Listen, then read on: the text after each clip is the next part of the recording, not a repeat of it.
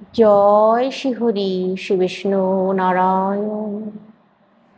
আজকের বিষয় খুব সুন্দর, গুরুত্বপূর্ণ বিষয়। আটকে যাওয়া কাজ সম্পন্ন হবে, আটকে থাকা টাকা হাতে আসবে, অর্থপ্রাপ্তি যোগ তৈরি হবে। মনে করুন কোথাও থেকে একটা অর্থের গন্ধ আসছে, সেই টাকাটা আপনি হাতে পাচ্ছেন না, কোনো না কোনো দিক দিয়ে বাধা চলে আসছে। সেই বাধাগুলো কেটে যাবে। সঙ্গে থাকুন প্রথম থেকে শেষ পর্যন্ত, খুবই লাভবান, উপকৃত হবেন। বিশেষ করে আমি মহিলাদের উদ্দেশ্যে যে কথাগুলো বলবো, ভালো করে মন দিয়ে শুনুন। মহিলাদের নানান দিক থেকে বাধা তৈরি হয়। এই বাধাগুলো কাটানোর জন্য বৃহস্পতিবার হচ্ছে সব থেকে শ্রেষ্ঠ উপায় করা যায়। তাই বৃহস্পতিবার দিনই করতে হবে এই কাজ। যারা বিবাহিত মহিলা আছেন তারা তাদের সিঁদুরের দ্বারাই এই কাজটা করতে পারবেন। আর যারা অবিবাহিত মহিলা তারা একটি মাটির কথা বলবো, সেই মাটির দ্বারাই সেই কাজটা হয়ে যাবে। তো বলছি যেটা, বৃহস্পতিবার কিন্তু কিছু নিয়ম যেগুলো মানতে হবে, সেটা অবিবাহিত মহিলাই হোক আর বিবাহিত মহিলাই হোক, বা স্বামীহারা যারা বিধবা তারাও তারাও মাটির দ্বারাই সফল হবেন। তো যে কথাটা বলছি, বৃহস্পতিবার দিন অবশ্যই সম্পূর্ণ নিরামিষ আহার করতে হবে।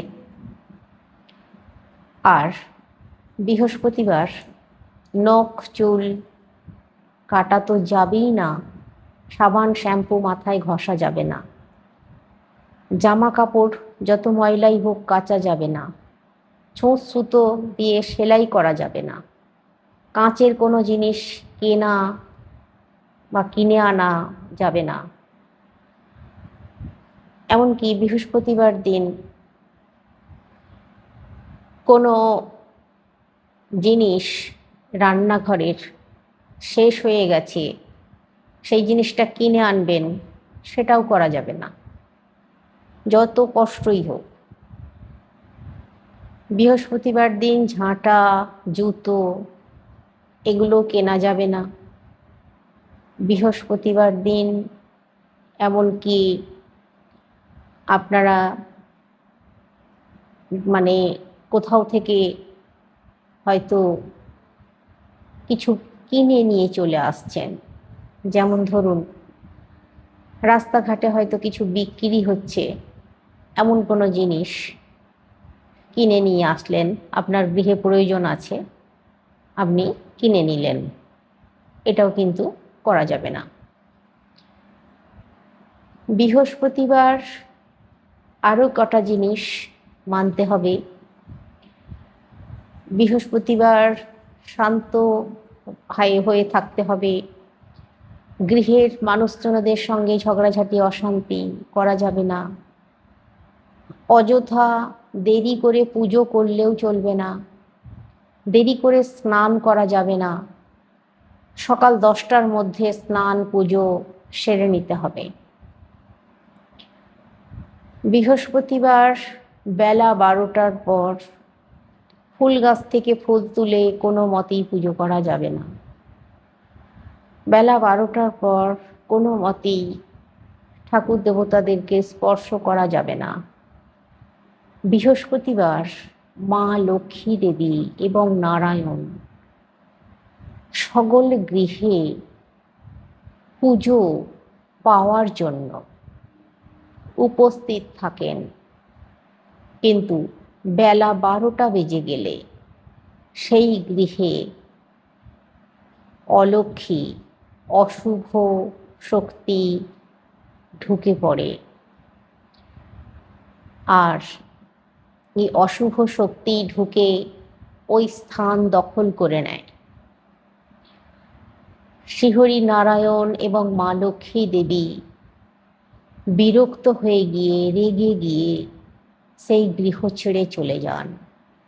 তাই 12টার পর ঠাকুরকে স্পর্শ করা, চরণে ফুল অর্পণ করা মানে হচ্ছে অপদেবতাকে পুজো করা।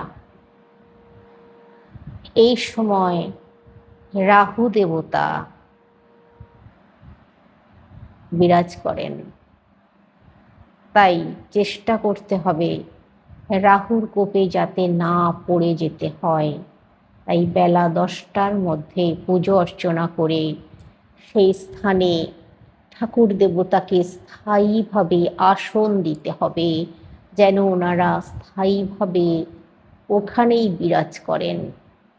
এবার বলছি, আপনারা অনেকেই অপেক্ষায় আছেন আমি জানি। এবার বলছি যে উপায়টার কথা, যেগুলো করলে গৃহে টাকা পয়সা আটকে থাকা যেগুলো সেগুলো হাতে আসবে। আপনার হঠাৎ টাকা পাওয়ার যোগ আছে অথচ হাতে আসছে না, হাতে পাচ্ছেন না, কোনো দিক থেকে বাধা চলে আসছে, সেই টাকা হাতে চলে আসবে। এই উপায়টা হচ্ছে, আপনারা যারা বিবাহিত মহিলা তাদের জন্য বলে দিই, সিঁদুর দিয়ে করবেন এই কাজ। সিঁদুর কৌটো একটি নতুন আগের দিন কিনে নিয়ে আসবেন। অবশ্যই সিঁদুর কৌটো কিনে নিয়ে এসে ওই সিঁদুর একটি পাতার ওপরে, আম পাতার ওপরে হলে বেশি ভালো হয়, অশ্বত্থ পাতার ওপরেও হতে পারে, একটু সিঁদুর ঢালবেন ওই কৌটো থেকে। আর ওই সিঁদুরে একটু ঘি দেবেন, দিয়ে সিঁদুরটা অনামিকা আঙুল দিয়ে গুলে নেবেন। এবার ওই সিঁদুর মা লক্ষ্মীর যে ঘট আছে ওই ঘটে লাগাবেন। আর একটি কাঁঠালি কলা অবশ্যই আনতে হবে, ওই কাঁঠালি কলায় সিঁদুর লাগিয়ে নিতে হবে। এই পর্যন্ত যে কথাগুলো বলছি বা এই কলাটা কি করবেন না করবেন যা যা বলবো, এই কাজটা আপনারা অবিবাহিত মহিলারা করতে পারেন, কিন্তু যে সিঁদুরের আরেকটি কাজের কথা বলছি সেটা বিবাহিত মহিলারাই শুধু করবেন, সেটা তো আর করা যাবে না অবিবাহিত মহিলাদের বা বিধবা মহিলাদের। এবার আপনারা করবেন কি, ঘটে ওই যে কলায় অনামিকা আঙুল দিয়ে পুরো কলার যে কালো বোঁটাটা আছে বোঁটায় সিঁদুর লাগাবেন, ওখান থেকে পুরো ডাঁটি পর্যন্ত ঘন করে সিঁদুর লাগাবেন, বেশ মোটা করে ঘন করে সিঁদুর লাগাবেন, লাগিয়ে মা লক্ষ্মীর ঘটে দেবেন। মা লক্ষ্মীর ঘটে দিয়ে যেমনভাবে পুজো অর্চনা করেন ওইভাবে পুজো অর্চনা করবেন। মা লক্ষ্মীর ঘটে সিঁদুর লাগানোর পর সিঁদুর মা লক্ষ্মীর মাথায় একটু দেবেন, তারপর ওই সিঁদুরের ফোঁটা নিজের কপালে নিয়ে নেবেন। এই কাজটা করবেন। আর একটি কাজ, সেটি হচ্ছে একটা ছোট্ট কড়ি নেবেন। কড়িটা মা লক্ষ্মীর ঘটে, কড়িতে একটু সিঁদুর দিয়ে মা লক্ষ্মীর ঘটে দিয়ে দেবেন, ঘটের ওপরে। পরের দিন ওই কড়িটা মা লক্ষ্মীর ঘট থেকে নিয়ে নিজে যে সিঁদুর কৌটোটা কিনে এনেছেন, এখানে বলি নিজে হাতে সিঁদুর কৌটো কিনে নিয়ে আসবেন। আগে থেকে সিঁদুর আনা আছে বা কেউ আপনাকে পরার জন্য দিয়েছে সেই সিঁদুর হলে চলবে না, নিজের স্বামীর পয়সায় সিঁদুর কিনে নিয়ে আসবেন। ওই সিঁদুর যে কৌটোটা কিনে নিয়ে এসেছিলেন ওটা থেকেই তো পুজো করলেন, কলাতেও মাখালেন, কড়িতেও দিলেন। ওই কড়িটা পরের দিন আপনারা ওই সিঁদুর কৌটোর মধ্যে রাখুন।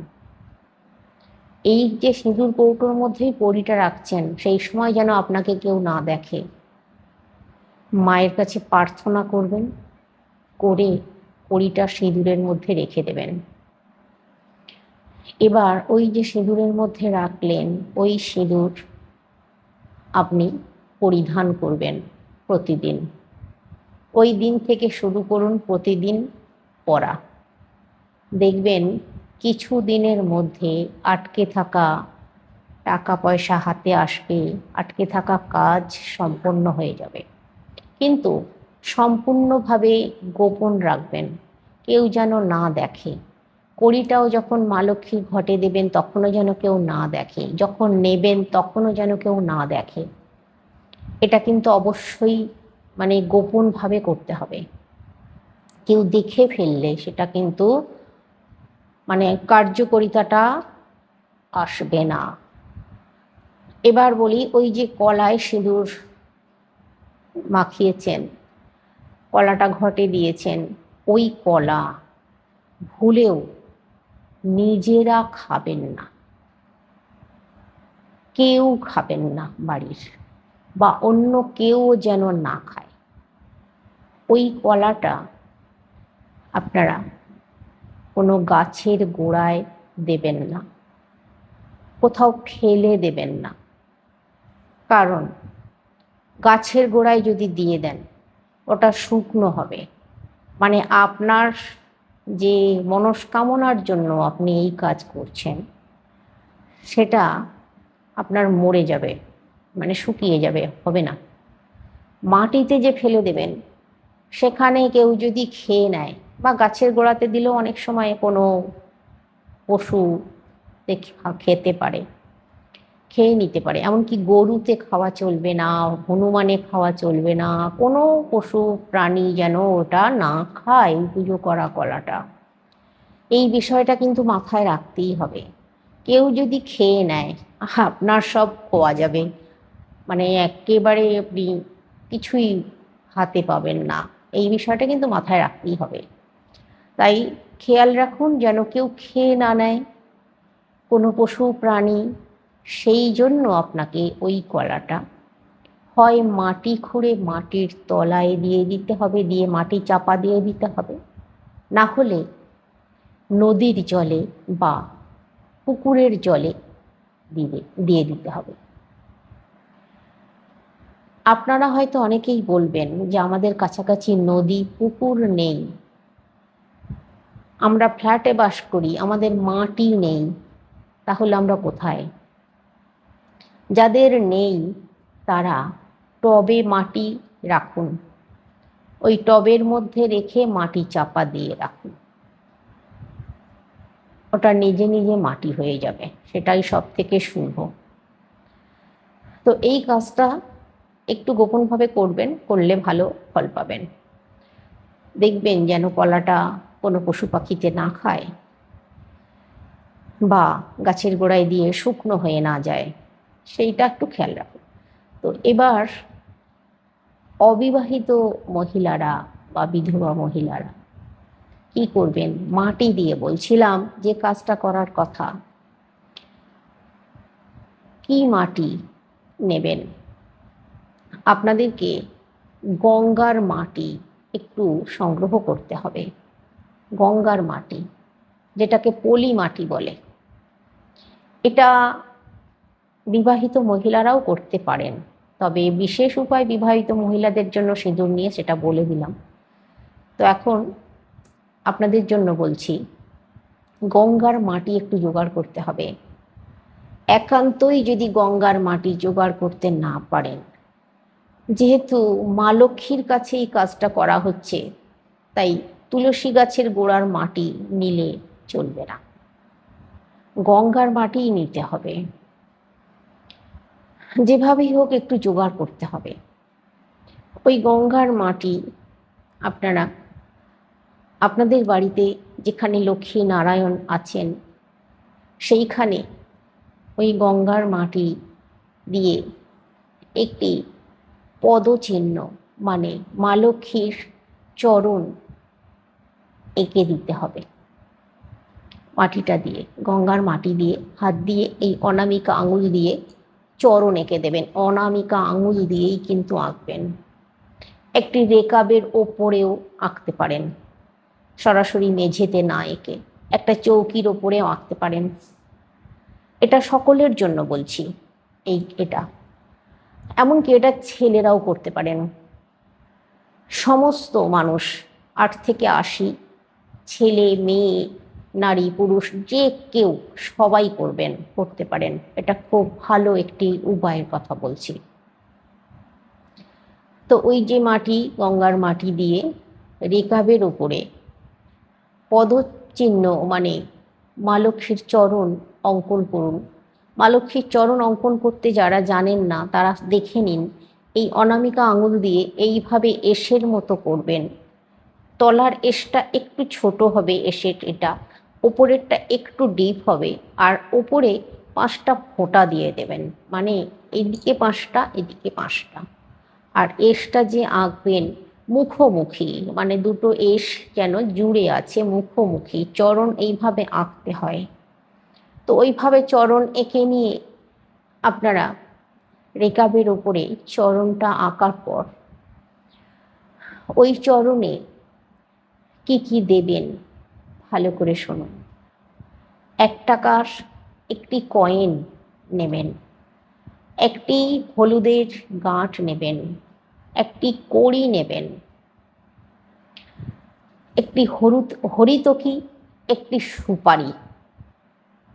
এই জিনিসগুলো নিতে হবে, নিয়ে ওই চরণের ওপরে রাখতে হবে। একটি লাল চেলি কাপড় নিতে হবে, নিয়ে ওই জিনিসগুলোর ওপরে ভাঁজ করে দিয়ে দিতে হবে, চাপা দিয়ে দিতে হবে। ওই চরণের ওপরে রেখে ওই রেকাবের ওপরে যে চরণ এঁকেছেন তার ওপরে এই যে জিনিসগুলো, এইগুলো মা লক্ষ্মীর দ্রব্য, এই জিনিসগুলো রেখে একটি লাল চেলি কাপড় দিয়ে দিন তার উপরে, দিয়ে মা লক্ষ্মীর পূজা করুন, মা লক্ষ্মীর ধ্যান করুন, মা লক্ষ্মীর কাছে প্রার্থনা করুন, আর নারায়ণের কাছেও প্রার্থনা করুন। ভগবান শ্রীহরি নারায়ণ যদি চান যে আপনার উন্নতি হোক, আপনি এত মনোযোগ সহকারে ভক্তি সহকারে পুজো করছেন, মা লক্ষ্মীকে উনি নিজেই মানে আদেশ করবেন যে এর মঙ্গল করো তুমি। আর মা লক্ষ্মী নারায়ণের কথা কখনোই ফেলতে পারবেন না। তাই বলছি, এই বিশেষ কাজটা খুব মন দিয়ে করবেন, খুব নিষ্ঠার সঙ্গে করবেন। যখন করবেন, যখন মায়ের চরণ আঁকবেন, তখন শুধুমাত্র মায়ের মুখ স্মরণ করবেন আর প্রার্থনা করবেন। প্রার্থনা করতে করতে এই কাজ করুন, দেখবেন আর্থিক উন্নতি, আপনারা রোজগারেও লাভ পাবেন। যদি চাকরি করছেন, ব্যবসা করছেন, সেই কাজে উন্নতি হবে। চাকরি করলে পদোন্নতি তো হবেই, ব্যবসা করলে ব্যবসায় খুব ভালো লাভ হবে এই কাজটা করলে। এখনো কিন্তু শেষ হয়নি, এবার বলবো। ওই যে চরণ এঁকেছেন, পুজো হয়ে যাবার পর ওইখান থেকে একটু মাটি নিয়ে মায়ের চরণের মাটি নিজের কপালে লাগাবেন। আর যে মাটিটা আছে পড়ে এক্সট্রা, চরণ আঁকার পরেও সেই মাটিটা মায়ের সামনে রেখে পুজো অর্চনা করবেন। আর ওই মাটিটাকে যত্ন করে রেখে দেবেন। যখন কোনো ভালো কাজে যাবেন বা কোনো জায়গায় যাচ্ছেন, কপালে ঠেকিয়ে নেবেন, একটা অনামিকা আঙুল দিয়ে একটু করে কপালে লাগিয়ে নেবেন ওই মাটিটা। আর এই যে জিনিসগুলো রেকাবের ওপরে রেখেছেন মায়ের চরণের ওপরে, ওই দিনেই বের করে নেবেন, পরের দিন নেবেন। পরের দিন ওই চেলি কাপড়ে ওই সমস্ত জিনিসগুলোকে ভালো করে বাঁধবেন। বেঁধে আপনারা আপনাদের টাকা পয়সা রাখার জায়গায় রেখে দেবেন। আপনারা আপনাদের মানি ব্যাগেও রেখে দিতে পারেন। যেখানে যাবেন সেখানেই দেখবেন একটা আলাদা রকম বাতাবরণ তৈরি হবে। সেইখানে কোনো রকম কোনো অসুবিধা অসহযোগিতা পাবেন না। অন্যের কাছ থেকে ভালোবাসা পাবেন।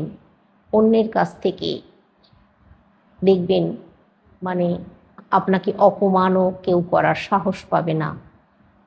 সব দিক দিয়ে আপনি উন্নতি করতে পারবেন, ভালোও থাকতে পারবেন এই কাজটা করলে। এই কাজটা বৃহস্পতিবার দিন করবেন। এবার ওই যে রেকাবে চরণ এঁকেছিলেন, ওই চরণের মাটিও আপনারা কপালে লাগিয়ে নিতে পারেন। ওই যে চরণ এঁকেছেন ওটা কিন্তু 9 দিন পর রেকাবটা ধোবেন, তার আগে কিন্তু ধোয়া যাবে না। ভালো জায়গায় একটু রেখে দিন। 9 দিন কেটে যাবার পর রেকাবটা ভালো করে ধুয়ে নেবেন। আবার যদি মনে হয় পুনরায় ওই কাজ ওই রেকাবের ওপরেই করতে পারবেন। তো এই বিশেষ উপায়ের কথা বলে দিলাম। মা লক্ষ্মী নারায়ণের কাছে অবশ্যই বসে করুন। মায়ের প্রণাম মন্ত্র অবশ্যই পাঠ করবেন। নমো বিশ্বরূপস্য ভার্যাস্যি পদ্মে পদ্মালয়ে শুভে সর্বত্র পাহিমাং দেবী মহালক্ষ্মী নমঃস্তুতে, এই বলে মায়ের কাছে প্রার্থনা করে প্রণাম করুন। তারপর পুজো সম্পন্ন করুন। আর যেভাবে বললাম ওইভাবে কাজ করুন। দেখবেন সফলতা আপনার দরজায় কড়া নাড়ছে।